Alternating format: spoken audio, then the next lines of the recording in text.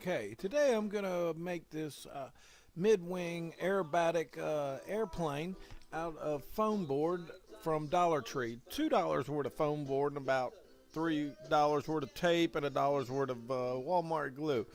Here I'm gonna make it 30 inches long, a tube, 2.5 inch square tube, 30 inches long. Once I'm done with this, and I will 2.5 by 2.5 by 2.5 square tube, 30 inches long. I will tape it before I fold it. It adds strength to it as well as waterproofing the paper foam board. It doesn't like water. Even the morning dew will curl it. So trim away the excess tape. It's just regular thin packing tape, as light as you can get it. And it would have helped if I would have plugged in the glue gun before I started this project, or else I wouldn't have had to stop the film. But while I'm waiting on the glue to heat up, I will move to the wing. And as I get another 30 by 20 sheet of foam board, the wing will be 30 inches wide. The plane will be 30 inches long, 30 inches wide, and the cord on the wing will be 7 inches. As you see me cutting it, I will remove the paper on the inside. It helps fold the wing over, and as I cut spacers to place inside the wing to make the thickness of the airfoil. Depending on the height of the airfoil you'd like, I use 3 spacers on this model. You could use 2 or 4. And once again, I'll tape it up for the strength and waterproof. Trying to keep all the air bubbles and wrinkles out of it, and makes it look a lot prettier. And once I do that, I will flip it over and create the ailerons.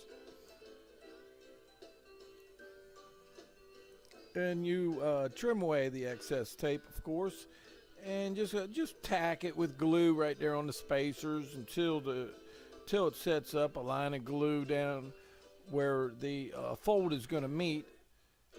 It doesn't need to be glued that you want it as light as possible. It flies better. And once I get that, I will create the aileron. I'm going to cut a slit in it, not cutting all the way through, just halfway at one side, and then the other side. Cut a V in the styrofoam to allow it to flex both ways, up and down. The ailerons, they have to go up and down. And I made them about as wide as my ruler was, just maybe an inch, inch and a quarter, somewhere around there. And here I am with the fuselage and the wing together. And I'm going to cut out for my ailerons. I just separated the ailerons. Now I have a right and a left instead of just one big one. Now I'm marking around the fuselage where I'm going to stab this thing right through the middle of the fuselage, cutting a fairly close fit. I want it to fit very tight so I can glue it in there and it doesn't come out. So I try stabbing it in there, then I trim a little more for a better fit, and it slid right in there.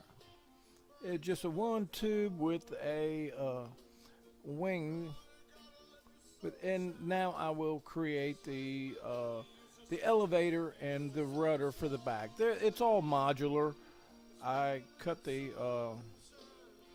wing separate from the fuselage, and then the elevator and rudder will go together.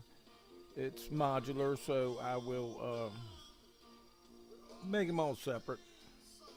And you can cut the corners and make them look pretty, and make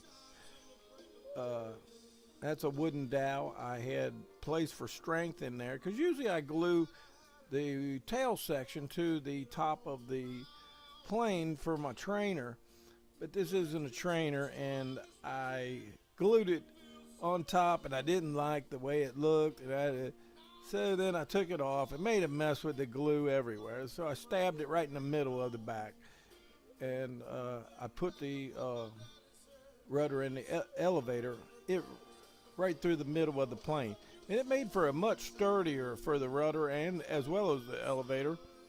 And there's the finished product. And next I will get the electronics